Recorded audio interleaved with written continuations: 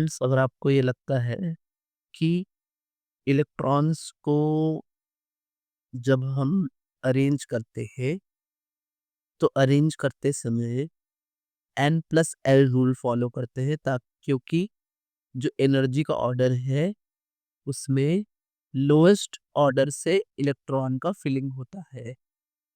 लेकिन यही बात अगर आप हर जगह रिजिडली फॉलो करेंगे तो आपसे ये वाला क्वेश्चन जो है वो गलत हो जाएगा। तो क्या खास बात है इस क्वेश्चन में और क्यों मैं ऐसा बोल रहा हूँ कि अखबारों को हमें छोड़ना पड़ेगा? तो आइए उसे हम डिकोड करते हैं। तो which of the wrong statement, तो पहला वाला जो है ए, वो ए कह रहा है कि delta E into delta T greater than is equals to H by 4 pi. अब समझते हैं कैसे। डेल्टा ई जो है वो हो सकता है, ये जो स्टेटमेंट आया है वो एनर्जी, यह इन्होंने दिया नहीं है, मैं लिख देता हूँ कि डेल्टा ई मतलब एनर्जी और डेल्टा टी मतलब time, change in time, this change in energy change in time. अब एक्चुअल अनसर्टेनिटी जो प्रिंसिपल है वो है कि delta x into delta p greater is equals to H by 4 pi. अब अगर भी क्या करो कि इस डेल्टा एक्स में डेल्टा टी से मल्टीप्लाई करते हो और इस डेल्टा पी में पी है, इस पी में डेल्टा टी से डिवाइड कर दो, तो क्या कोई अंतर आएगा? नो, कोई अंतर नहीं आएगा। फिर आगे बढ़े अगर, तो ये delta x into delta T into ये बन जाएगा फोर्स, क्योंकि सेकंड लॉ के हिसाब से change in momentum upon change in time क्या देता है? फोर्स देता है। अब ये जो हमारा फोर्स है, इस फोर्स को इस डिस्प्लेसमेंट से मल्टीप्लाई करें तो फिर ये एनर्जी आ सकता है ना, into delta E greater than equals to H by 4 pi. तो ये पहला वाला स्टेटमेंट तो सही हो गया, जो कि डिराइव हुआ है अनसर्टेनिटी प्रिंसिपल से, इससे डिराइव हुआ है। अब दूसरा वाला ऑप्शन कह रहा है, दूसरे वाला ऑप्शन पेपर देखिए, आइए, कि half filled and fully filled orbitals have greater stability due to greater exchange energy, greater symmetry and more balanced element। तो समझिए कि मैं हाफ फील्ड में ही आपको बताता हूँ, ठीक है। जैसे ये हमारा ये पी है, तो ये क्या हो सकता है ना, हाफ फील्ड है तो ये स्टेबल है। क्यों?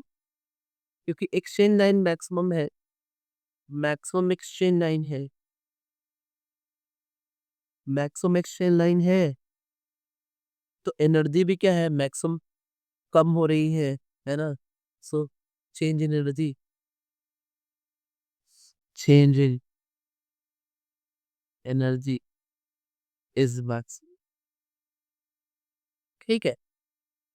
तो इसी वजह से ये ज्यादा स्टेबल होता है।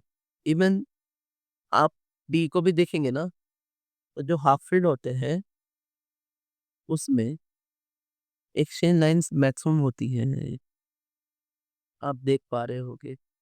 अभी 1 2 3 4, इसके लिए 4 लाइंस बनेंगी, इसके लिए 3 लाइंस बनेगी, इसके लिए 2 लाइंस बनेगी, इसके लिए 1 लाइन बनेगी। और ये तो क्योंकि सबसे कॉम्बिनेशन हो ही गया है तो टोटल ऐड करेंगे, तो फिर ये टोटल बन गया आपका 10 लाइन्स।